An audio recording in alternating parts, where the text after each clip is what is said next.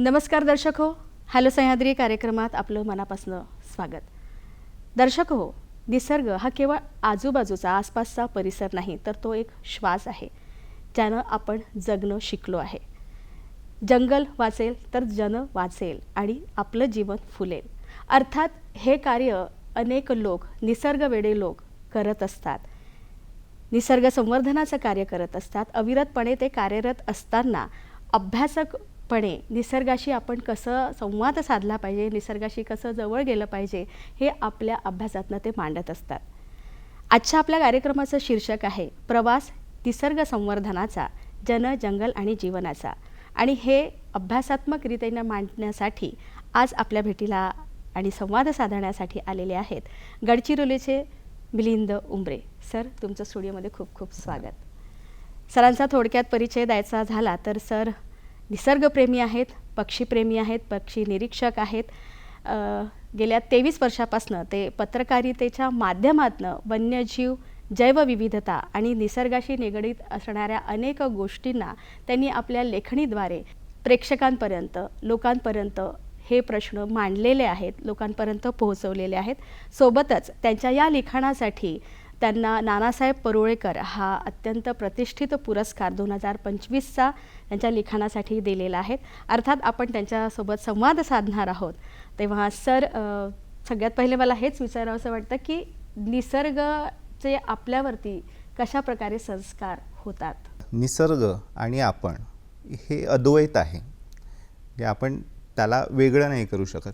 आणि सगळ्यात महत्त्वाचं म्हणजे निसर्गाचे आपण अपत्य आहोत. म्हणजे इंग्रजीमध्ये म्हणता येईल की we are the products of nature. म्हणून आपण निसर्गाला मदर नेचर असं पण म्हणतो. निसर्ग ही आई आहे आणि आई आपल्या मुलांवर संस्कार करतच असते. आई कधी प्रेमानं सांगते, कधी मग भूकंप, सुनामी आणून पण रागावून पण सांगते. तर हे निसर्गाचे संदेश आपण ऐकायला हवेत. आणि निसर्ग आपल्या एकूणच मानव पिढीवर वर्षानुवर्ष, म्हणजे अगदी आदिम अवस्थेत माणूस होता तेव्हापासून निसर्ग त्यावर संस्कार करतो आहे. आपलं जे आपण ज्याला उत्क्रांती म्हणतो, इव्हॅल्युएशन, ही जी प्रगती झालेली आहे टप्प्याटप्प्यात मानवाची, त्या प्रत्येक प्रगतीत मानवाचा दिशादर्शक जर कुणी राहिलं असेल तर ते मला वाटतं निसर्ग आहे. आणि निसर्गानं आपल्याला सतत साथ दिलेली आहे, सतत सांभाळून घेतलेलं आहे. खरं तर आपलं एकूण जे अस्तित्व आहे मानवजातीचं ते निसर्गामुळे आहे आणि निसर्ग अतिशय अगाध आहे. आपण निसर्ग रक्षणाच्या गोष्टी करतो, पण त्यात एक गंमत अशी आहे की मानव प्रजात जी आहे आपली, म्हणजे आपण आता होमोसेपियन्स म्हणूया, आपली जी, याच्या आधी होमो इरेक्टस होते, लिअँडरथॉल, अशा वेगवेगळ्या मानव प्रजाती या भूतलावर होत्या. आपली प्रजाती आहे. हे सगळं जे इव्हॅल्युएशन झालं आणि आता प्रगतीच्या आपण या टप्प्यावर असताना आपल्याला असं वाटतं की आपणच सर्व काही आहोत. पण खऱ्या अर्थानं निसर्ग सर्वोपरी आहे आणि आपण नव्हतो. म्हणजे ही मानवजात आपली जेव्हा या भूतलावर नव्हती किंवा जुरासिक एज असेल, डायनोसॉरचा काळ असेल, तेव्हा सुद्धा जैवविविधता होती, प्राणी होते, पक्षी होते. आपण नसतानाही निसर्गाचं चालत होतं. पुढं भविष्यात कदाचित आपण नसू तेव्हाही निसर्गाचं चालेल. त्यामुळे निरंतर, ज्याला इन्फिनाईट एनर्जी म्हणू किंवा गोष्ट म्हणू, ते निसर्ग आहे. आपल्या सर्वसामान्यामध्ये निसर्ग कसं सामावलेलं आहे? याच दृष्टिकोनातून विचार केला तर आपल्या अगदी म्हणजे आपण जो श्वास घेतो ना, तो श्वास पण निसर्गानं दिलेला आहे.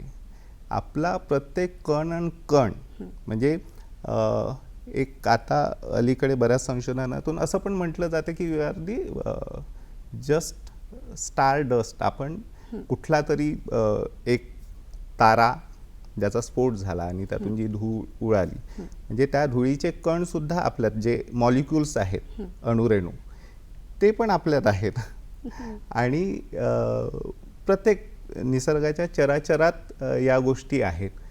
तर आपण म्हणजेच निसर्गाची वेगवेगळी रूपं आहोत किंवा निसर्ग म्हणजे पण आपण आहोत. त्या दृष्टीनं निसर्ग, मी आधीच म्हटल्याप्रमाणे, निसर्ग आणि आपण हे एक प्रकारचं अद्वैत आहे. म्हणजे आपण जसं पिंडी ते ब्रह्मांडी असं म्हणतात किंवा व्यक्ती ते समष्टी असं म्हणतात, ते तसंच आहे की आपण जसं विचार करतो, जंगल एक जैवविविधता आहे. जंगलात प्राणी असतात, पक्षी असतात, त्यांचे जन्म होतात, म्हणजे पक्षी अंडी घालतात, त्यांना पिलं होतात, ती पिलं मोठी होतात, ती अंडी घालतात, त्यांच्या प्रजाती अशा वाढत जातात. म्हणजे जन्म म्हणजे प्रजनन म्हणा, जन्म, वाढ आणि नष्ट होणं, मृत्यू, या ज्या 3 गोष्टी आहेत त्या आपल्या शरीरात पण आहेत. आपल्या म्हणजे आपण तर आहोत, पण आपल्या आत पण एक ब्रह्मांड आहे. तर आपल्या शरीराच्या आत जे बरेच, आपण साधं दही खातो त्यात पण कितीतरी बॅक्टेरियाज असतात. आपल्या शरीरात डायजेस्टिव्ह बॅक्टेरियाज असतात, खूप सारे. तर त्यांचं पण जीवन आपल्या आत सुरूच आहे ना. ते पण जन्मत आहेत, त्यांच्या पिढ्या वाढत आहेत, मोठ्या होत आहेत आणि मरत पण आहेत. तर हे जीवनचक्र आहे जे जसं सृष्टीत सुरू आहे ते आपल्या आत पण सुरू आहे. तर या दृष्टीनं आपण पण एक ब्रह्मांड आहोत. तर असं पण आपण विचार करू शकतो दोन्ही दृष्टीनं. आपल्या असं पूर्ण आयुष्यामध्ये निसर्ग सामावलेला आहे. आपण ब्रह्मांडाचा पण एक अंश आहोत आणि आपण स्वतः पण एक ब्रह्मांड आहोत. पण हळूहळू आपण थोडं निसर्गापासून दूर आलेला आहोत. त्याची प्रचिती आपल्याला प्रत्येक पावलं येतच आहे. पण हा जो मानव निसर्गापासून दूर आलेला आहे, आपण या संदर्भात काय सांगाल की आपल्याला अधिक निसर्गाच्या सोबत जायला हवं, निसर्गाची जाणीव प्रत्येकाला असायला हवी, या संदर्भात आपण काय बोलाल? तुम्ही आधीच म्हटलं की निसर्गाचे संस्कार. तर पूर्वी काय व्हायचं, म्हणजे आपली जी पिढी असेल, आपलं जे बालपण होतं, त्या बालपणात अगदी आई जेव्हा लहान असताना, तुम्हालाही आठवत असेल, आता बघणारे जे प्रेक्षक आहेत त्यातल्या अनेकांना त्यांच्या बालपणचे दिवस आठवतील की आई आपल्याला घास भरवताना इथं इथं बस रे मोरा, मग हा छकुला रे तो चारा वगैरे असं ती भरवायची. किंवा मग निंबोनीच्या झाडामागे चंद्र झोपला ग बाई, अशा म्हणजे आपल्या जेवणापासून किंवा सकाळची भूपाळी म्हणा किंवा जात्यावरच्या ओव्या होत्या, त्यातून पण तुम्ही त्या ओव्यांचा जर अभ्यास केला किंवा संत साहित्याचा अभ्यास केला, त्यात पण निसर्गाच्या कितीतरी प्रतिमांचा वापर केलेला आहे. तर ते कळत नकळत असे संस्कार व्हायचे आपल्यावर. अगदी म्हणजे चंद्राला मामा करण्याची, म्हणजे चांगल्या अर्थानं मामा करण्याची जी परंपरा आहे ती आपल्या भारतात आहे. आपण जर इकडे मेळघाटकडे जी कोरकू आदिवासी जमात आहे, ते वाघाला पण त्यांनी मामाच मानलेला आहे. ते कुला मामा म्हणतात त्यांच्या कोरकू भाषेत. तर हे जे आहे हे लहानपणापासून आलेलं आहे आपल्यात. आपली म्हणजे फार पूर्वी आपण लहान असताना बडबड गीतं होती, आपल्याला ती कुणी शिकवावी लागलं. आपण बोलता बोलता म्हणायचो, ये रे पावसा तुला देतो पैसा. तर फरक काय पडला की पूर्वीची आपली जी बडबड गीतं होती त्यात आपण पावसाला ये म्हणायचो, ये रे पावसा तुला देतो पैसा, पैसा झाला खोटा, पाऊस आला मोठा. आत्ता जी कॉन्व्हेंटमध्ये आपली मुलं जी गाणी शिकतात, जिंगल्स, त्या पण चांगल्या आहेत, पण त्यात कधी कधी काय होतं की rain go away come again another day, Johnny wants to play, असं. म्हणजे उद्या ये म्हटलं तर पाऊस कसा येणार ना. तर हे भारतीयत्व जे आहे किंवा आपल्या एकूण भारतीय संस्कृतीत निसर्ग ज्या पद्धतीनं ठाई ठाई दिसतो, किंवा आपण काय केलेलं आहे की त्या निसर्गाशी आपल्याला सतत जोडून ठेवणारी माणसं होती. म्हणजे ते हे जाणीवपूर्वक करायचे असं नाही, तर ते पिढ्यानपिढ्या चालत आले. म्हणजे आपल्या आजीच्या गोष्टीमध्ये पण परी असायची, कुठला राक्षस असायचा, त्यात पण जंगल होतं, साप असायचे, निसर्ग, ती एक अद्भुत दुनिया होती. त्यातून निसर्गाचे संस्कार आपल्यावर व्हायचे. आपल्या अंगणात कितीतरी प्रकारची झाडं असायची, त्यामुळे बाजारात कुठली फळं घ्यायला जावं लागत नव्हतं. तर ते आपल्याला कळायचं की हे फळ जे आहे ते या झाडाचं आहे. आता काय होतं की आता बाजारात आपण जातो, बरोबर. बरं आपण ॲवॅकाडो, पण ॲवॅकाडोचं झाड कोणी पाहिलं इथल्या नाही. मुलांनी. त्यामुळे तो जो धागा आहे, जो थेट जुळत होता आधी, म्हणजे तुमच्या अंगणातल्या पेरूच्या झाडाशी असलेलं तुमचं नातं, म्हणजे किंवा आंब्याच्या झाडावर बसून आपण आंबे खायचो, किंवा पेरूच्या झाडावर चढून पेरू तोडायचो, किंवा जांभळं पावसाळ्याच्या वेळेस असा सडा पडायचा, किंवा बोरं आपण किती खोकला येईपर्यंत बोरं खायचो त्यावेळेस. बरोबर, बरोबर. तर हे सगळं म्हणजे प्रत्येक गोष्ट जी होती, म्हणजे आईच्या अंगाईपासून बरोबर. तर आपल्या अंगणातल्या झाडांपर्यंत, किंवा त्याच्या बाहेर मग शेत असेल, मग त्याला लागून जंगल असेल, झरे असतील, हे सगळं आपल्या बालपणाचा एक अविभाज्य घटक होता. तो कुठंतरी दुरावत आहे आणि तिथून मग बरोबर सर, आपण बालकांसंदर्भातच बोलत आहोत, पण सध्या बालकं जे वावरत आहेत ते कॉन्क्रीटच्या जंगलात आहे. अगदी. जंगलापासून खरोखर ते निसर्गापासून फार दूर राहिलेले आहेत. ह्या सगळ्या गोष्टी ज्या सांगत आहेत त्या आपण अनुभवलेल्या आहे, आपल्या पिढीने अनुभवलेल्या आहे. पण ही जी छोटी बालकांची जी आहे पिढी आहे, त्यांनी हे सगळं अनुभवलेलं नाही. पण त्यांना मग जर आपल्याला निसर्गाकडे आणायचं असेल तर आपण काय करायला हवं? फार चांगला प्रश्न विचारलाय तुम्ही. खरं तर मी इतक्या वर्षापासून जवळपास 2-2.5 दशकं मी काम करतो या सगळ्या फील्डमध्ये, या निसर्गाच्या क्षेत्रात. तेव्हा मला हळूहळू म्हणजे याची जाणीव झाली की मोठ्या पिढीला, म्हणजे आत्ताची जी पिढी आहे त्यांना खूप सांगून उपयोग नाही, ते पक्के घडे झालेले आहेत. बरोबर. म्हणजे आपण म्हणतो ना भट्टीत भाजलेले माठ, त्याचा आकार नाही बदलता येत. पण हे जे मऊ मातीचे गोळे आहेत, म्हणजे आपली बालकं आहेत, बच्चे कंपनी आहे, यावर छान काम करू शकतो. जी मी आधी बोललो की ही संस्कार करण्याची जी एक लिंक म्हणा, नाळ म्हणा, ही तुटलेली आहे, ही पुन्हा सांधायची असेल, जोडायची असेल, तर आपल्याला सगळ्यात जास्त लक्ष हे या नव्या पिढीवर किंवा बालकांवर द्यायला हवं. त्यासाठी आम्ही एक मामाच्या गावाला जाऊया नावाचं एक शिबिर घेतो दरवर्षी. आमची एक चळवळच आहे, किलबिल नेचर क्लब नावाची, आणि ग्रीन्स नावाची एक आमची संस्था आहे. या संस्थेअंतर्गत आम्ही हे शिबिर घेतो. त्या शिबिराची कल्पना पण आम्हाला अशीच सुचली होती की आपण आपल्या लहानपणी जे खेळ खेळलो, जे जे काही केलं, म्हणजे मी आत्ता सांगितलं आंबे खाल्ले, झाडावर चढून पेरू खाल्ले, हे सगळं आत्ताच्या मुलांना नाही. ते 2x2 इंचाचा जो आपला मोबाईल आहे, मोबाईल स्क्रीनमध्ये मुलं अडकलेले आहेत. मग आम्ही ठरवलं की या मुलांना या मोबाईल स्क्रीनपासून बाहेर आणायचं. खरं तर आव्हानात्मक होतं, आम्हाला वाटलं पण की हे शक्य होईल की नाही. मग आम्ही विचार केला की त्यासाठी काय करता येईल. मग आम्हाला एकदम आठवलं की आधी आपण जसं ब्रेन स्टॉर्मिंग सेशन असतं ना, कुणाला काय काय कल्पना आहे त्या बाहेर काढा. तर मग ते सगळं आठवताना एकदम लक्षात आलं की लहान असताना आपण मामाच्या गावाला जायचो. बरोबर. हां, ते आधी शिरस्ताच असायचा, मग ते जुग जुग जुग जुग अगेन गाडीसारखी गाणी होती, आणि उन्हाळ्याच्या सुट्ट्या लागल्या की साधारणतः सगळी मुलं मामाच्या गावाला जायची. ते पण मामाचं गाव पण दुरावर गेलं. मग आम्ही ठरवलं की एक असं मामाचं गाव तयार करूया आणि तिथं मग मुलांना घेऊन जाऊया. म्हणून मग आम्ही त्या शिबिराचं नावच ठेवलं मामाच्या गावाला जाऊया. तर मग आम्ही साधारणतः आमच्या शहरापासून 5 किलोमीटरच्या अंतरातलं एक ठिकाण बघतो जिथं कमी सुविधा असतील. म्हणजे हे महत्त्वाचं असतं, खूप सुविधायुक्त स्थळ नाही बघत आम्ही. आमचा यामागचा उद्देश हाच आहे की मुलांना कमीत कमी गरजांमध्ये, कमीत कमी सुविधांमध्ये राहणं त्यांना शिकता यायला हवं. कारण काय होतं की आताची मुलं आहेत ती फॅन, कूलर, AC या सगळ्या गोष्टीमध्ये आहेत. त्यांना जेवण करताना TV लागतो. तर ते खेळून खेळून थकतच नाही. आपण लहानपणी कसं इतके चिक्कार खेळायचो की मग आपण थकून गुडूप झोपी जायचो.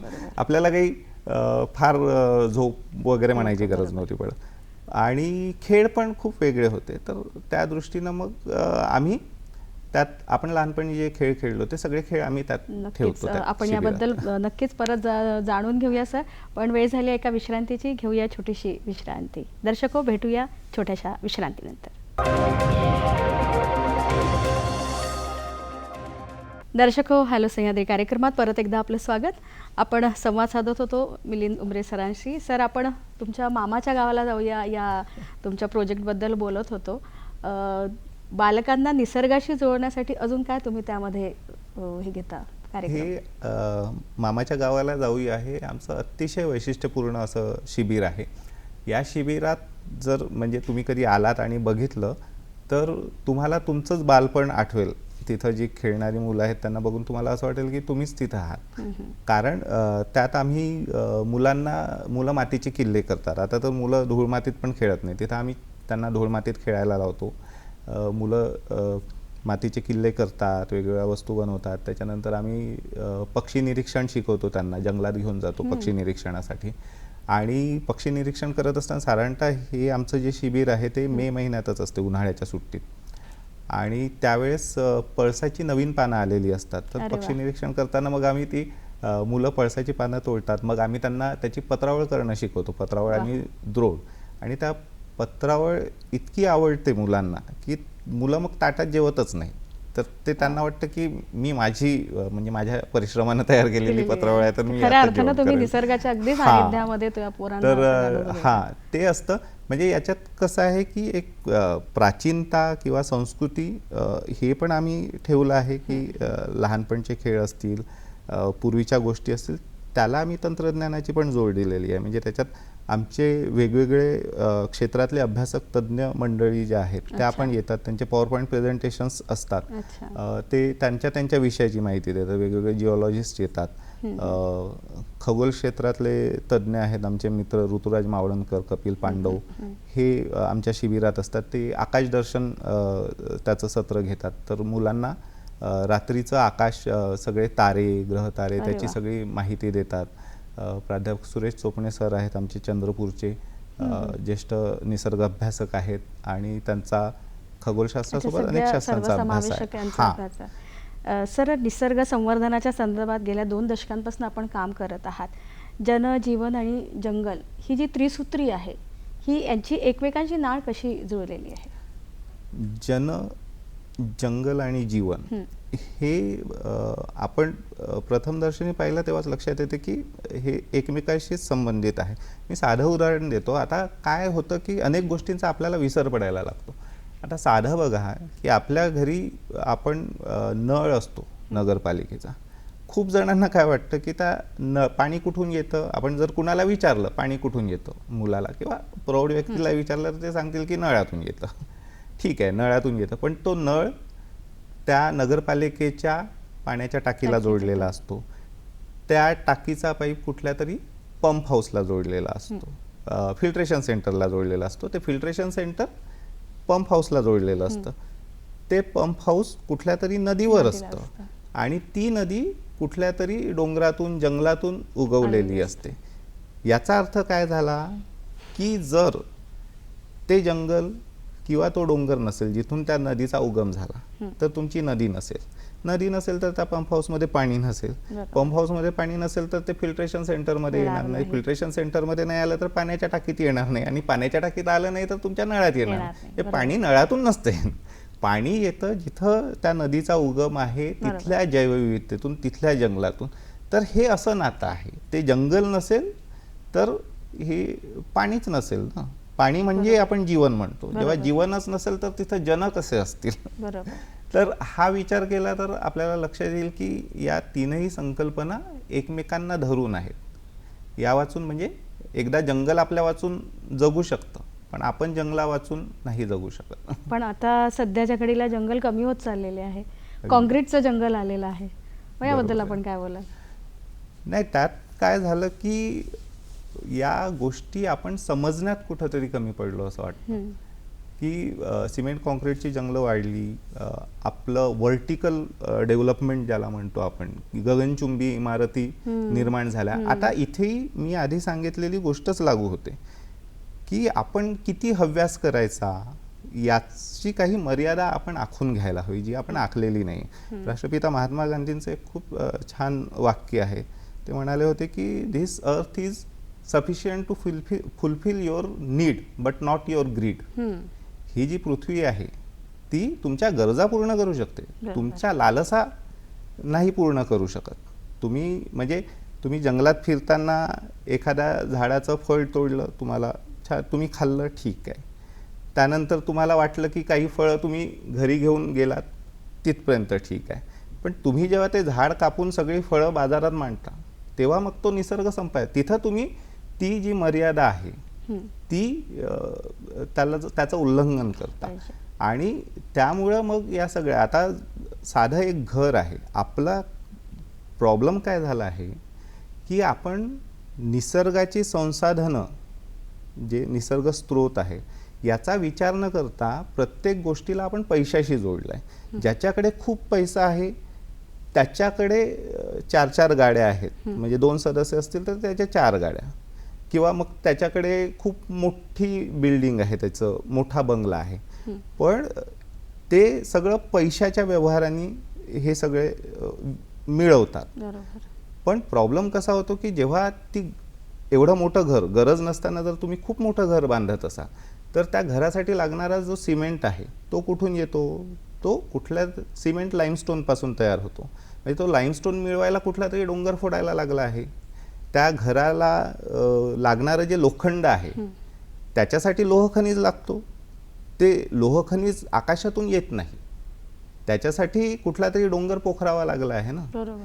पाणी वापरलं जातं त्यासाठी, किंवा वाळू वापरली जाते, ती कुठंतरी, म्हणजे आपण निसर्गाचे स्रोत वापरतो तेव्हा पैशाने विकत घेता येतात म्हणून आपण त्याचा वारेमाप वापर करायचा का, की आपण इतरांचाही विचार करायचा, हे महत्त्वाचं. एक शेर, छोटीशी ओळ आठवली मला, साहिल की सारी रेत इमारत में लग गई. बरोबर. साहिल की सारी रेत इमारत में लग गई, गरीब अब कैसे घरोंदा बनाएंगे. वाह. जर किनाऱ्यावरची सगळी वाळूच मोठ्या मोठ्या इमारतींना लागत असतील तर गरिबांची घरं कशी होतील? तर बरोबर. मग श्रीमंतांनी गरिबांचा विचार, म्हणजे एक प्रकारचं संतुलन असायला हवं. आणि हे जे आहे, म्हणजे आपण जिथं बसलो आहे किंवा आपली घरं असतील, सिमेंटचा रस्ता असतील, हे सगळं निसर्गाच्या संसाधनातून आलेलं आहे. बरोबर. मग त्याचं आपण किती दोहन करायचं, शोषण करायचं, याचा कुठंतरी आपण विचार प्रत्येकाने करायला विचार. पाहिजे. बरोबर. सर, आपण उत्तम पक्षीप्रेमी आहात, पक्षी निरीक्षक आहात. नवेगाव बांध आणि या ठिकाणी सुद्धा आपण अनेक प्रजातींचं संशोधन सुद्धा केलेले आहेत. या संदर्भात आपण जाणून घेणारच आहोत. तत्पूर्वी घेऊया आपण छोटीशी विश्रांती. दर्शक हो, भेटूया एका विश्रांतीनंतर.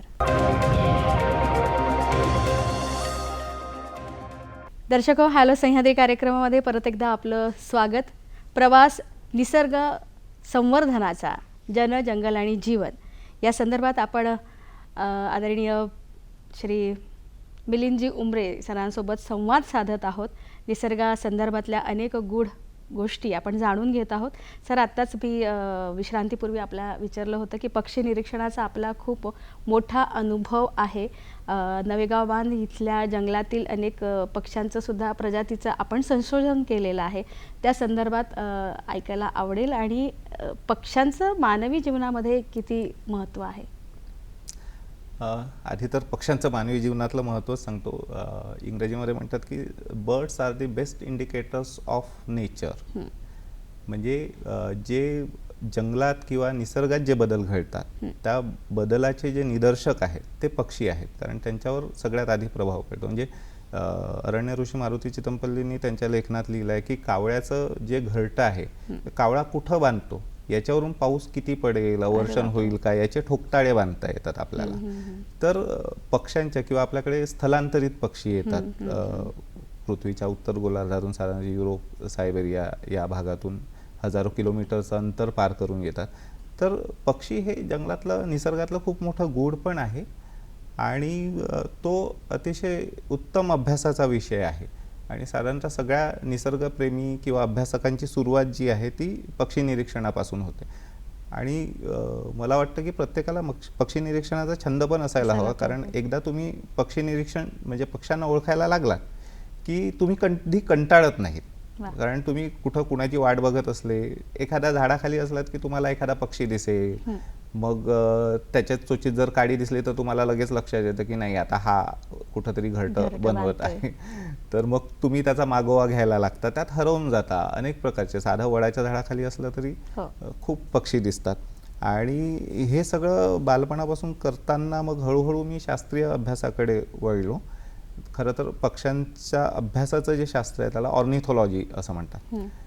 तर मी माझ्या परीनं संशोधन करत गेलो. तर एक महत्त्वाचा पक्षी आहे आपल्याकडे येणारा, आपल्याकडे जो पावसाळ्यात जास्त करून दिसतो, नवरंग, ज्याला इंग्रजीत इंडियन पिट्टा म्हणतात.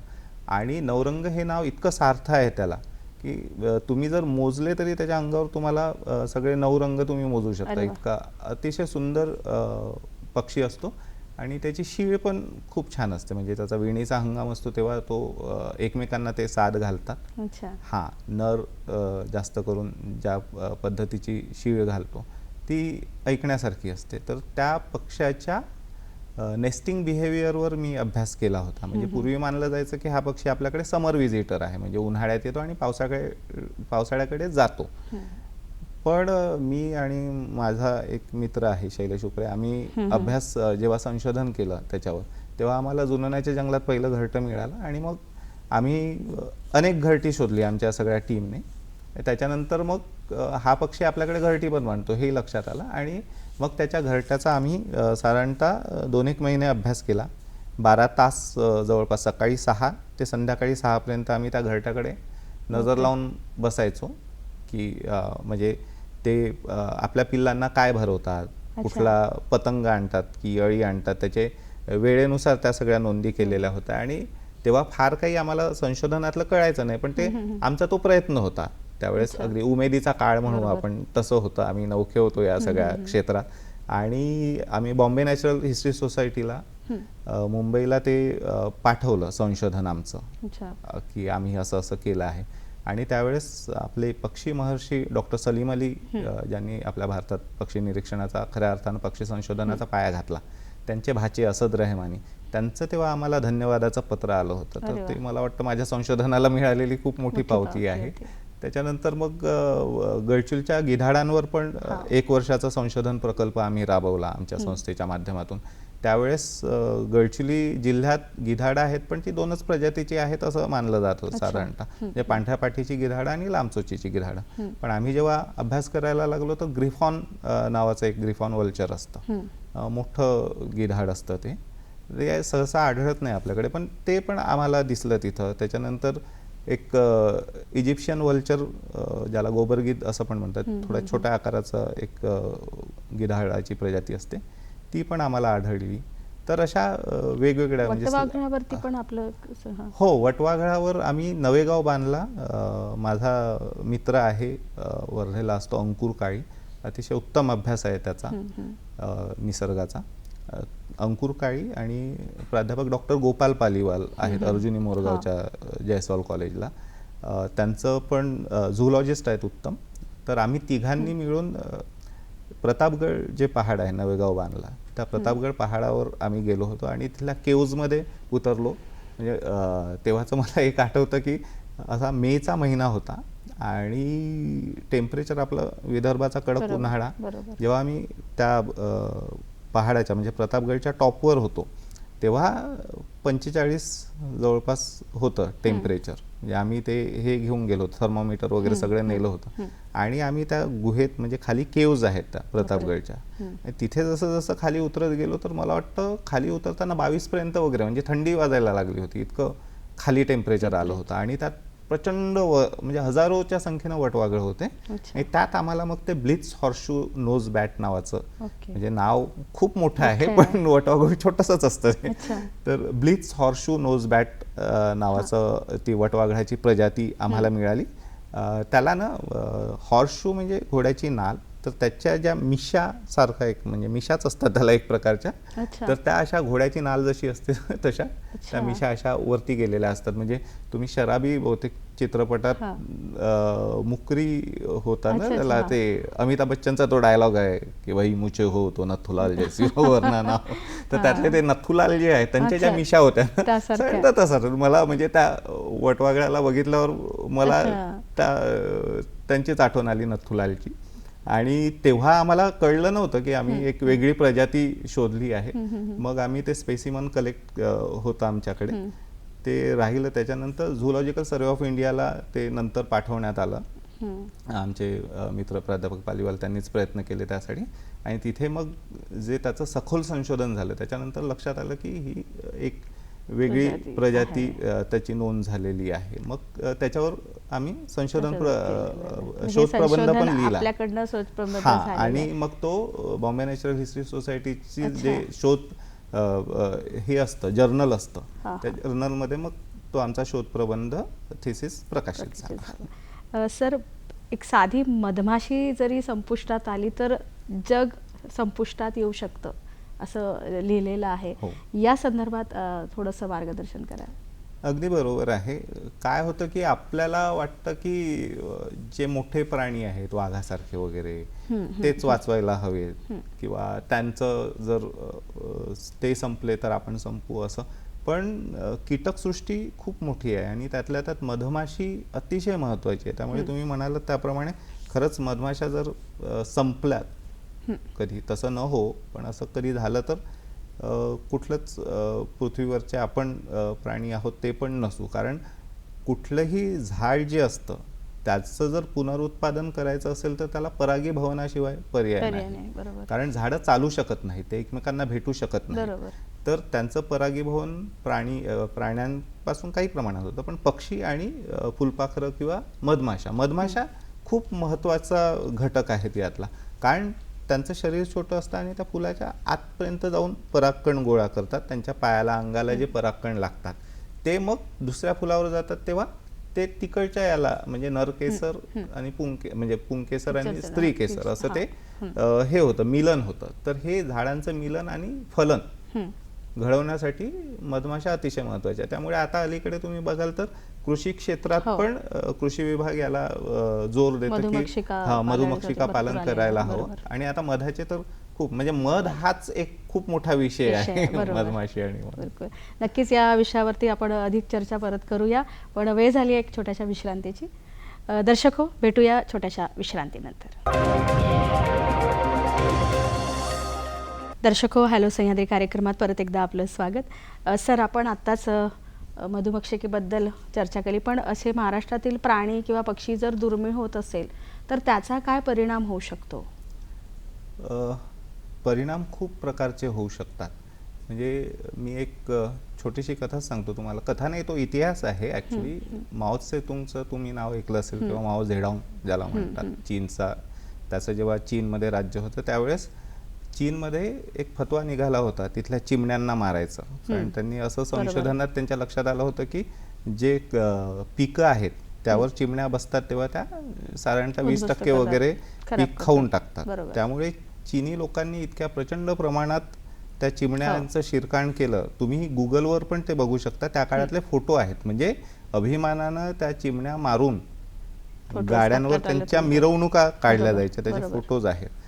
तर त्यामुळे काय झालं, इतक्या प्रचंड प्रमाणात चिमण्या जवळपास नामशेष व्हायला आल्या आणि त्याच्यानंतर चीनमध्ये प्रचंड मोठे दुष्काळ पडायला लागले. आणि तेव्हा जेव्हा संशोधन केलं तेव्हा लक्षात आलं की चिमण्या ज्या आहेत त्या फक्त पीक खात नव्हत्या, तर पिकावरचे कीटक त्याच्यावर गुजरण करायचं त्या, आणि त्यामुळे पीक वाचायचं. पण चिमण्याच नसल्यामुळे कीटकांची संख्या भरमसाठ वाढली. त्यातून पीक म्हणजे जे 80% हातात यायचं ते 20%च हातात यायला लागलं. त्यातून हे दुष्काळ. आणि मग रशियामधून चीनला चिमण्या आयात कराव्या लागल्या होत्या, असा सगळा तो इतिहास आहे. तर यावरून आपण शिकू शकतो की मॉरिशसचा डोडो नावाचा पक्षी आहे, त्याची पण एक कथा आहे. फार वेळ नाही त्यामुळे मी त्यात जाणार नाही. पण आपल्या महाराष्ट्रात आपण जवळपास गमावत असलेल्या प्राण्यांकडे आपण लक्ष देणं खूप महत्त्वाचं. म्हणजे गडचिरोलीसारख्या जिल्ह्यात फक्त संपूर्ण महाराष्ट्रात वाईल्ड बफेलो किंवा रानम्हशी ज्यांना म्हणतात, रानम्हशी या फक्त म्हणजे संपूर्ण महाराष्ट्रात गडचिरोली जिल्ह्यातच आढळतात.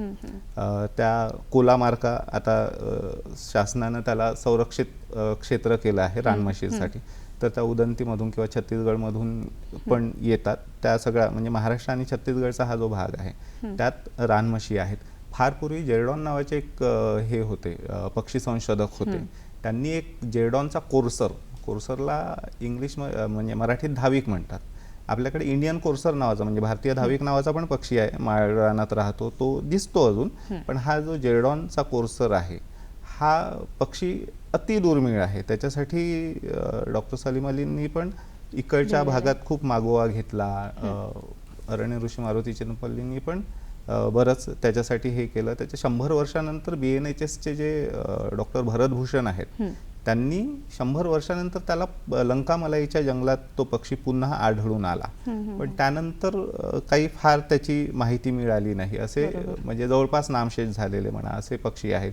पिसोरी सारखं जे छोटं ज्याला उंदीर हरिण म्हणतात, माऊस डिअर, असे प्राणी पण आपल्याकडे होते. म्हणजे अजूनही आहे फार कमी प्रमाणात. किंवा नवेगाव बांधला शोधलं गेलेलं लाजवंती माकड, ज्याचं नाव ठेवलं मारुची तंपलीने, म्हणजे स्लेंडर लोरिस हा प्राणी आहे. हा याच्यावर पण संशोधन, म्हणजे त्याला मग बाकी कुठं शोधला गेलं नाही.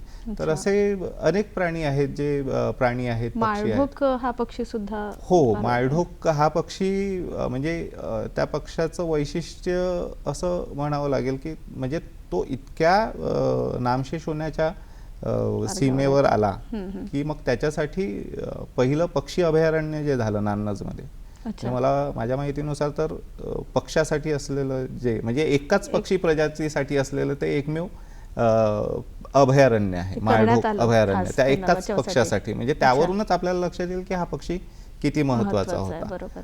आणि मधल्या काळात मग आपल्या चंद्रपूरला वरोराजवळ पण काही माळढोक आढळून आले, म्हणजे अजूनही आहेत काही. तर मी स्वतः गेलो होतो तिथे वरोऱ्याला, मी स्वतः पाहिलं ते माळढोक. तर हे अतिशय म्हणजे आपल्याकडे सगळ्यात मोठा जो भारतातला पक्षी मानला जातो तो सारस क्रेन आहे, सारस क्रॉंच. खरं तर तो पण आता महाराष्ट्रात फार कमी दिसतो. म्हणजे चंद्रपूरमधून शेवटचा सारस पण संपलेला आहे आता जे काही उरले आहेत ते गोंदियाकडे आहे.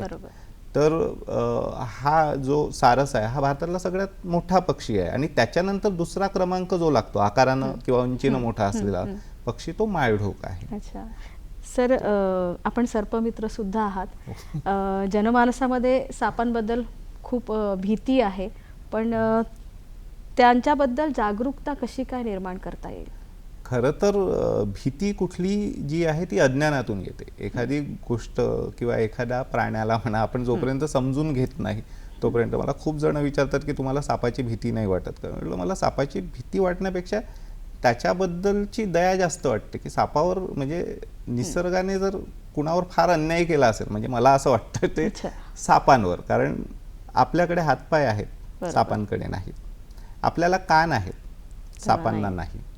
आपल्याकडे नाक आहे, सापांना नाही. आपल्याला जे दिसतात ना रेस्पिरेटरी होल्स असतात सापांना, पण साप आपल्यासारखं नाकानं वास नाही घेत. साप सतत जी जीभ बाहेर काढतात ना, सापाच्या वर टाळूला एक ग्लँड असते, त्याला जेकब्सन ग्लँड म्हणतात. तर ते जीभ बाहेर काढतात, त्यावर हवेतले जे गंधकण आहेत ते चिकटतात. मग ते जीभ आत घेऊन वर त्या जेकब्सन ग्लँडला जेव्हा साप लावतो तेव्हा त्याला गंध कळतो. म्हणजे एवढी मोठी प्रोसेस आहे. ते आपल्यासारखा हवा आला आणि आपण लगेच. तर हे आहे किंवा त्याच्या उष्माग्राही, म्हणजे साप हा प्रचंड मोठा विषय.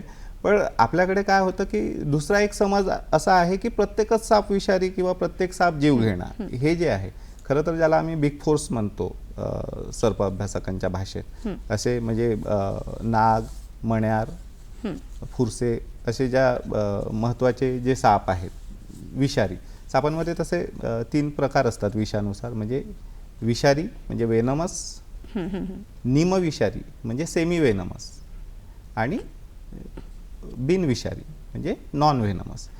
तर विषारी साप जसं मण्यार आहे किंवा नाग आहे हे तर डेंजर असतात, जरा धोकादायक, पण ते तेवढेच निसर्गाने त्यांना तेवढं शांत पण केलेलं आहे. म्हणजे असं सहसा ते काही हे करत नाही. म्हणजे जर सापांनी असंच ठरवलं असतं की माणसांना चावायचंच आहे तर आपण कदाचित आज बोलत बसलो नसतो.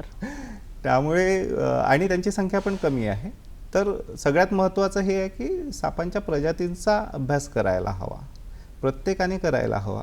त्यातून आपली भीती दूर होईल. आणि हे समजून घ्यायला हवं की प्रत्येक साप विषारी नसतो. काही साप असतात आणि त्यांना आपण सुरक्षितरित्या पकडू शकतो आणि सुरक्षितरित्या त्यांना पुन्हा निसर्गात सोडू शकतो. तर याच्यावर सगळ्यांनी विचार करायला हवा. आपण गेल्या 2 दशकांपासून जंगल आणि जंगलामध्ये फार आपला वास्तव आहे. आदिवासींशी आपला खूप चांगला संबंध आलेला आहे. अनेक आपल्या लेखनातनं आपण त्यांच्याबद्दल लिहिलेलं आहे. आदिवासींचा निसर्गाशी कसा संबंध आहे? मला वाटतं त्यांच्या लोकगीतांवर आपला एक संशोधन केलेलं आहे. त्यांचा निसर्गाशी संबंध आणि कसं ते आपल्याला शिकवतात त्याबद्दल ऐकायला आवडेल. त्याची गंमत अशी झाली की म्हणजे मला पण माझी मतं आदिवासी संस्कृतीबद्दल आधीची बुरसटलेलीच होती. म्हणजे जसं लहानपणापासून ऐकलं होतं की आदिवासी संस्कृती किंवा आदिवासी मागास, नॉन सिव्हिलाइज वगैरे असं जे. पण मी जेव्हा अभ्यास करायला लागलो, म्हणजे मला केंद्रीय सांस्कृतिक मंत्रालयाची फेलोशिप मिळाली होती 2 वर्षाची, संशोधन प्रकल्प होता तो. आणि मी हट्टानं मग तेव्हा त्यांच्याकडून हा विषय मागून घेतला होता, गोंडमाडी आदिवासींच्या लोकगीतांच्या माध्यमातून त्यांच्या लोकजीवनाचा, लोकसंस्कृतीचा अभ्यास, जीवन आणि संस्कृतीचा अभ्यास, गोंडमाडी आदिवासींच्या लोकगीतांच्या माध्यमातून त्यांच्या जीवन आणि संस्कृतीचा अभ्यास असा माझा संशोधनाचा विषय होता. आणि त्या अनुषंगानं मग मी आधीपासून फिरतच होतो, मी आदिवासींमध्ये राहत होतो, बोलत होतो, त्यांच्या गावात जात होतो, पण मग मी त्यावरची बरीच पुस्तकं वाचली. आणखी त्या विषयाच्या अनुषंगाने जेव्हा समजून घेतलं तेव्हा माझ्या लक्षात आलं की मी इतकी वर्ष जो अभ्यास केला ना, तो आदिवासी ज्या पद्धतीनं निसर्गाचं रक्षण करत आहेत किंवा ज्या पद्धतीनं ते निसर्गाशी जुळलेले आहेत, तिथं तर मी त्यांना दशांश पण त्यांच्यापर्यंत पोहोचलेलो नाही. म्हणजे त्यांचं जे ज्ञान आहे ना, ते माझ्यासारख्या लोकांपेक्षा कितीतरी पटीनं आहे. त्यामुळे आपण जे आदिवासींना शिकवायला जातो की बाबा निसर्ग रक्षण कर, हे त्याला शिकवायची गरज नाही, आपण त्याच्याकडून शिकण्याची गरज आहे. एक साधं उदाहरण देतो की गोंड भाषेत देवाला पेन म्हणतात. पेन म्हणजे बडा पेन, फळा पेन, बुढाल पेन, असे वेगवेगळे देव आहेत. पेन हा शब्द आला की तिथं देव असं. आणि मेट्टा हा जो गोंडी शब्द आहे, मेट्टा म्हणजे डोंगर किंवा पहाड. तर आमच्याकडे तुम्हाला माहिती असेल की वनहक्क मिळवणारं भारतातलं पहिलं गाव आहे मेंढालेखा. तर या मेंढालेखामध्ये एक पेनमेट्टा नावाची जागा आहे. तर म्हणजे मी आधीच सांगितलं की मेट्टा म्हणजे डोंगर, पेन म्हणजे देव, तर तो देवाचा डोंगर आहे. तर तिथे तुम्ही आजही जाल ना, तर तिथे एक अलिखित नियम आहे की त्या डोंगरावर आणि आजूबाजूचं जे जंगल आहे तिथं कुऱ्हाड नाही चालवता येत. तर ते निसर्गाने किंवा आदिवासींनी निसर्ग रक्षणाचं जे एक टूल किट तयार केलेली आहे असं म्हणू आपण, तर ती त्यांनी केलेली आहे. आणि त्या बाबतीत म्हणजे अगदी आदिवासींचे जर गोत्र बघाल, 750 गोत्र जी आहेत, आदिवासींची जी आडनावं असतात, म्हणजे आपण जनरली जी आडनावं लावतो ती तशी आडनावं म्हणून नसतात, ती गोत्रच असतात त्यांची. तर जसं गेडाम आहे, तर गेडा म्हणजेच गोंडी भाषेत जंगल होतं.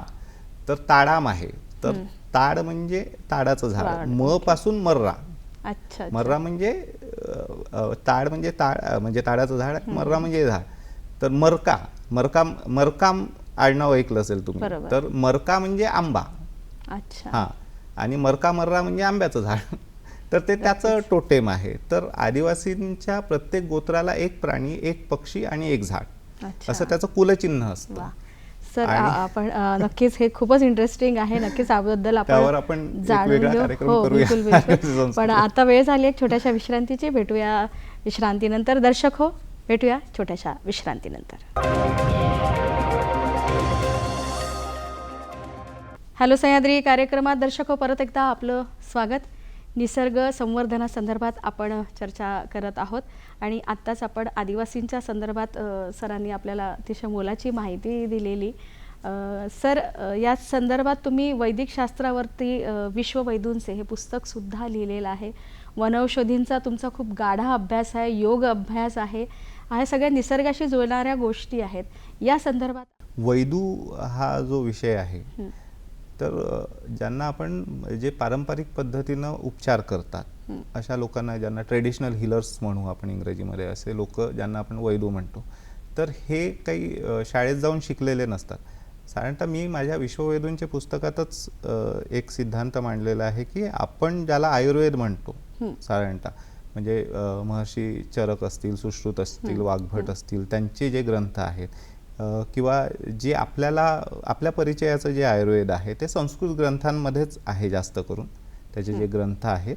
आणि हे ग्रंथ काही सगळ्यांना उपलब्ध नव्हते. अशा वेळेस जे रानावनातले लोक होती, गावखेड्यातले जे माणसं होती, त्यांना आरोग्य दुरुस्त करण्यासाठी कुठं असं काही साधनं नव्हती त्यावेळेस. त्यातले जे ज्यांचा बुद्ध्यांक चांगला असेल त्यावेळेस किंवा अतिशय हुशार जी माणसं होती किंवा ज्यांनी निसर्ग जाणला आहे, त्यांनी हळूहळू निसर्गातून कुठल्या आजारावर कुठला वनस्पती वापरायची हे हळूहळू शिकत गेले.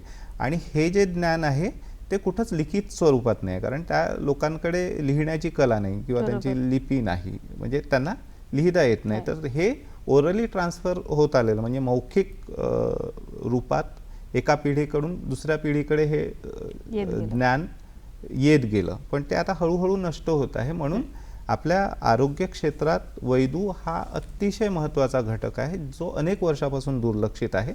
त्याच्याकडे असलेलं ज्ञान हे आपण त्याचं डॉक्युमेंटेशन होणं खूप महत्त्वाचं आहे. त्या दृष्टीनं आम्ही प्रयत्न करतो. कारण जर वैदूंकडे जे परंपरेनं चालत आलेलं ज्ञान आहे, त्यांना माहीत असलेला वनस्पती आणि त्याचे जे उपयोग आहेत, ते जर आपण लिहून ठेवले नाही, जतन केले नाही, तर कदाचित पुढच्या पिढीला ते मिळणार पण नाही. आणि होऊ शकतं की त्यांच्या कुठल्या उपचार पद्धतीतून आपल्याला एखाद्या दुर्धर आजारावरचं औषध पण सापडू शकतं. त्याच्यासाठी पण ते खूप महत्त्वाचं आहे. बरोबर. तर या सगळ्या पुस्तकामध्ये तुम्ही त्या हो, सगळ्या त्या गोष्टी पुस्तकामध्ये मग मी ते सगळं मांडलेलं आहे. वनौषधीबद्दल पण त्याच्यामध्ये हो. समावेश आहे. वनौषधी जसं मी संस्कृत किंवा आयुर्वेदाच्या ग्रंथातून जसं मी शिकत गेलो, तसंच मी वैदूंकडून पण बऱ्याच औषधींचे उपयोग शिकत गेलो. त्यामुळे आता माझी अनेक व्याख्यानं जी होतात ती मी साधारणतः एक 45-50 वनौषधींचं पॉवर पॉईंट प्रेझेंटेशन तयार केलं आहे. मी स्वतः निवडलेल्या वनस्पती आहेत त्यात. अच्छा. हा तुमचा स्वतःचा अभ्यास, संशोधन. हो. आणि त्याच्यावर मग मी त्या वनौषधी कशा ओळखायच्या, कुठल्या आजारावर कुठल्या पद्धतीनं वापरायच्या ते मी सांगतो. आणि त्यात निवडलेल्या ज्या वनस्पती आहेत किंवा वनौषधी आहेत, त्या मी अशा निवडलेल्या आहेत ज्या तुम्हाला अगदी तुमच्या अंगणात पण मिळतील. म्हणजे भुईआवळा आहे किंवा अडुळसा आहे, जास्वंद आहे, साध्या साध्या म्हणजे जे तुमच्या अगदी गोरखमुंडी सारखी वनौषधी आहे जी शेतामध्ये धानाचं पीक निघाल्यावर उगवते, जे कचरा म्हणून फेकून देतात. तर अशा बला सारख्या आहे, बला किंवा चिकना किंवा गावखेड्यात खराटा म्हणतात, किंवा पुनर्नवासारख्या ज्या वनस्पती आहेत ज्याची भाजी आमच्याकडे खापरखुटी म्हणून खाल्ली जाते, त्या लोकांना माहीतच नाही की ते पुनर्नवा आहे. तर अशा अनेक गोष्टींची माहिती मग मी त्या माझ्या कार्यक्रमातून देत असतो. सर, आपण अनेकदा जंगल भ्रमण केलं आहे, जंगलात रमणारे तुम्ही आहात. जंगलाची एक वेगळी भाषा, वेगळी बोली असते, त्याबद्दलही ऐकायला आवडेल. आणि एखादा चित्तथरारक असा अनुभव जंगलातील? जंगल, मी नेहमी म्हणतो की जंगल हे उघडं पुस्तक आहे, फक्त तुम्हाला वाचता यायला हवं. तुम्ही कितीही उच्च शिक्षित असाल, पण तुम्हाला जर चीनी भाषेत, चीनी लिपीत लिहिलेलं पुस्तक तुमच्या समोर आणलं तर तुम्हाला काहीच त्यातलं कळणार नाही. तसं जंगलाची पण एक लिपी असते, म्हणजे ती पक्ष्याच्या रूपात असते, प्राणी पक्ष्यांच्या पाऊलखुणांच्या रूपात असते. म्हणजे तुम्ही जंगलात गेलात की तुम्हाला मग सांबराची लोटण दिसेल, खरमतीचं चाटण असतं, म्हणजे जिथं कॅल्शियमचं प्रमाण खूप जास्त असतं, खनिज जास्त असतं, अशी माती असते ज्याला खरमतीची चाटण म्हणतात. तिथं जाऊन प्राणी पक्षी, आपलं पक्षीने प्राणी चाटतात ते, म्हणजे मिठाची पूर्तता करण्यासाठी. किंवा घासण म्हणून एक प्रकार असतो. तर अशा, किंवा मग वेगवेगळ्या प्राण्यांच्या विष्ठा आहेत, म्हणजे वाघाच्या आहे, बिबट आहे, रानकुत्रे आहेत, अस्वल आहे. त्यांच्या विष्ठांवरून पण आपल्याला त्या प्राण्याची स्थिती, तो कुठं असू शकेल, त्यांनी काय खाल्लं आहे, कुठली शिकार केली, अशा कितीतरी गोष्टी माहिती होतात. अलार्म कॉल्स एक वेगळा प्रकार आहे. जेव्हा वाघ दिसतो जंगलातल्या प्राण्यांना तेव्हा मोराच्या केका सुरू होतात, त्या वेगळ्या पद्धतीनं हे होतात. सांबराचे मोठा आवाज करतो, तसे खूप आहेत. म्हणजे मी ताडोबा, एकेकाळी दुसरं घर होतं माझं, इतकं मी प्रचंड फिरलो आहे ताडोबामध्ये. त्यामुळे ताडोबा म्हटलं की वाघ असतोच. वाघासोबतचे खूप अनुभव आहे. एकच सांगतो की एकदा, म्हणजे तसं व्हायला नको होतं, पण मी माझ्या मित्रांसोबत जुनोनाच्या जंगलात फिरताना, उन्हाळ्याचे दिवस होते आणि कोरडा नाला होता, त्याला एक आडवं असं लाकूड म्हणजे झाड पडलेलं होतं, आणि आम्ही त्याच्या काठाने जात होतो. आमच्या लक्षातच नाही की त्या झाडाच्या पलीकडे काही असेल, आणि त्या झाडाच्या खोडाच्या बाजूला एक वाघीण तिच्या पिल्लांना घेऊन झोपून होती दुपारच्या वेळेत. आणि चुकून आम्ही अक्षरशः त्या झाडाच्या बुंद्याजवळ पोहोचलो होतो, आणि ते मला त्या बुंद्याच्या, म्हणजे झाडाचा जो असा तिरपा बुंदा होता त्याच्या खाली त्या वाघिणीचं पोट दिसलं, काळे पांढरे. जेव्हा ते पट्टे दिसले तेव्हा माझ्या लक्षात आलं की इथं वाघ आहे, वाघीण आहे. तर मग माझ्यासोबत 2 मित्र होते माझे, म्हणजे बरेच मित्र होते, पण मला अजूनही आठवतं की देवीदास भांदक्कर नावाचा एक माझा मित्र आणि आशिष घुमे होता. ते दोघे माझ्या 2 बाजूला होते. मी त्यांचे हात पकडले आणि मग त्यांना फक्त नजरेनं दाखवलं. तर ते माझ्या सोबतच अनेक वर्षापासून फिरत आले, त्यांना जंगलात राहून त्या सगळ्या गोष्टींचा अनुभव होता. तर त्यांच्या लक्षात आलं काय झालं आहे, आणि आता तिथून एस्केप होण्याची गरज होती. तर आम्ही वळून पळू नव्हतो शकत, कारण अच्छा. आवाज झाला असता, तर ते हालचाल attack जास्त झाले झाली असती तर वाघ मग इच्छा नसताना त्या आपल्या Attack. हालचालीकडे आकर्षित होऊन तो आपल्यावर अटॅक करू शकतो. तर मग आम्ही काय केलं की मायकल जॅक्सन जसा मून वॉक करतो ना, तो मागे मागे असा जातो, म्हणजे तोंड पुढं आणि पाय हळूहळू हळूहळू मागे, असा आम्ही मागे साधारणतः 50 फूट चालत गेलो हळूहळू. आणि जेव्हा आम्ही एका सुरक्षित अंतरावर आलो तेव्हा मग ते वाघिणीचे बछडे बाहेर आले, नंतर वाघीण पण बाहेर आली. आणि वाघीण खूप दयाळू होती खरं तर, बिचारी. म्हणजे तिचे उपकारच आमच्यावर की ती आमच्याकडे न येता खरंच उलट दिशेने थरारकच पिलांना अनुभव घेऊन आहे. गेली. सर, तर या खूप थरारक सगळ्या होता तुमची अनुभव. जंगल भ्रमंती, निसर्गाशी तुमचं जे संवर्धन आहे, या सगळ्या मागचं तुमची प्रेरणा कोण आहेत? खरं तर निसर्ग संवर्धनाची प्रेरणा निसर्गच आहे, पण त्याच्यासोबतच जे मी वाचत आलो, पुस्तकातून अनेकांचे संस्कार झाले. म्हणजे जिम कॉर्बेटची पुस्तकं असतील, केनेथ अँडरसन असेल, पॅटरसन असतील, सगळ्यात महत्त्वाचं म्हणजे अरण्य ऋषी मारुती चिदंपल्लींची जवळपास सगळी पुस्तकं मी वाचलेली आहेत. तर ते कळत नकळत सगळे संस्कार होत गेले. लालू दुर्वे आहेत, व्यंकटेश माडगुळकर आहेत, अशी अनेकांची पुस्तकं आहेत.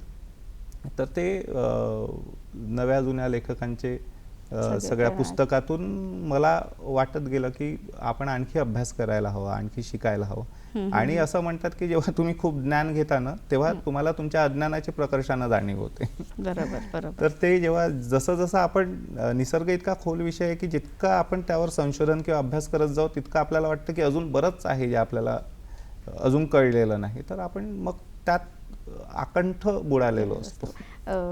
प्रकाश आमटे, अभय बंग, राणी बंग यांच्यासोबत सुद्धा आपण कार्य केलेलं आहे.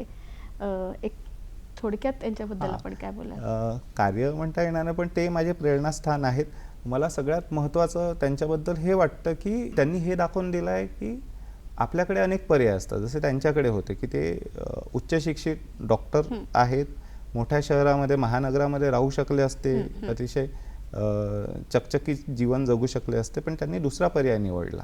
आणि त्यांनी हे दाखवून दिलं की कमी गरजांमध्ये माणूस जगू शकतो, इतरांना मदत करत जगू शकतो, निसर्गाच्या सानिध्यात राहून निसर्गासोबतच फुलत तो जगू शकतो. तर हे त्यांच्याकडून शिकण्यासारखं आहे. मला वाटतं हेनरी डेव्हिड थोरो अमेरिकेचा तत्त्वज्ञ होता, त्यांनी पण कमी गरजांमध्ये माणूस कसा राहू शकतो हे दाखवायला तो कॉन्कर्ड नावाचं जे त्याचं गाव होतं, तिथे वॉल्डन नावाचं तळ होतं, त्या तळ्याच्या काठावर तो 2 वर्ष 2 महिने काही दिवस असं झोपडी बांधून राहिला होता. तर हे जे सगळे प्रयोग आहेत, म्हणजे प्रेरणास्त्रोत म्हणता येईल की इतकी सगळी माणसं आहेत की आपल्या देशातली आहे, विदेशातली पण अनेक जण आहेत ज्यांनी सगळं आयुष्य प्राणी पक्ष्यांसाठी समर्पित केलं. तर त्या सगळ्यांच्या प्रेरणा आपल्याला मिळत राहतात. आणि जेव्हा आपण संशोधनात किंवा निसर्ग अभ्यास करताना जेव्हा थकल्यासारखं वाटतं, तेव्हा हे सगळं आठवलं की नवी उमेद मिळते. जाता जाता आपल्या प्रेक्षकांना आपण काय सांगणार? मी एवढं सांगेल, एक फार प्राचीन संस्कृत श्लोक आहे की यावत्त भूमंडळे धत्रे सशैल वन काननम तावत्त तिष्ठन्ति मोहिन्याम संतती पुत्रपौत्रुकी. यावत्त भूमंडळे धत्रे सशैल वन काननम म्हणजे या पृथ्वी तलावर जोवर नद्या, झरे, सरोवर, सुंदर वन उपवन आहेत, तावत्त तिष्ठन्ति मोहिन्याम संतती पुत्र पौत्रुकी, हे सगळं आहे तोपर्यंतच तुमची पुढची पिढी, तुमचे नातू पणतू हे सुखात नांदू शकतील. तर मला वाटतं की हाच संदेश जो आपल्या पूर्वजाकडून आलेला आहे, त्यांनी जे जाणलं तेच पुढच्या पिढीला सांगणं आणि आपल्या पुढच्या पिढीने सुखात नांदावं म्हणून आत्ता जो निसर्ग आहे तो जतन करणं, हा संदेश देत राहणं एवढंच माझं जीवन आहे असं मला वाटतं. सर, निसर्ग संवर्धनाबाबत आपण अत्यंत उपयुक्त माहिती आमच्या दर्शकांना दिली, त्याबद्दल मी नागपूर दूरदर्शनतर्फे आपले खूप खूप आभार मानते. धन्यवाद.